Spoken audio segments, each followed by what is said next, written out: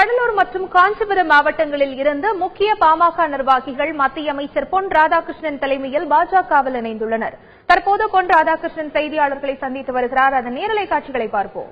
அவர்களோடு சேர்ந்து இணையக்கூடியவர்களுக்காக தனி ஒரு இணைப்பு விழாவினை கடலூர் மாவட்டத்தில் கடலூர் நகரத்தில் நடத்த இருக்கின்றார்கள் என்பதையும் மகிழ்ச்சியோடு நான் தெரிவித்துக் கொள்கின்றேன்.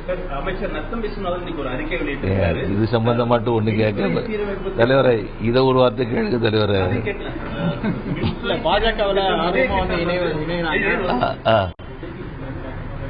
அமைச்சர் விஸ்வநாதன் அறிக்கை விட்டிருக்கிறார். அதுல மின்துறை சீரமைப்பு திட்டம் ஒரே திட்டம் ஒரு மோசடியான திட்டம் அப்படின்னு சொல்லிட்டோம். தேர்தல் அரசியலுக்காக பியூஷ் கோயல் இது மாதிரியான குற்றச்சாட்டு வைக்கிறார் சொல்லிட்டு அவர் அறிக்கையில தெரிவிச்சிருக்கிறார். இதுக்கு உங்களுடைய கருத்து? இந்த கடினமான வார்த்தைகளை அவர் பயன்படுத்துவது நிச்சயமாக ஏற்றுக்கொள்ள முடியாத ஒன்று.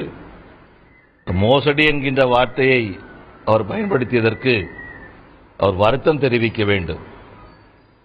மோசடி என்று சொன்னால் அந்த மோசடியை வெளியே கொண்டு வருவதற்கு ஏன் இவர்கள் இத்தனை காலமும் தயங்கினார்கள்?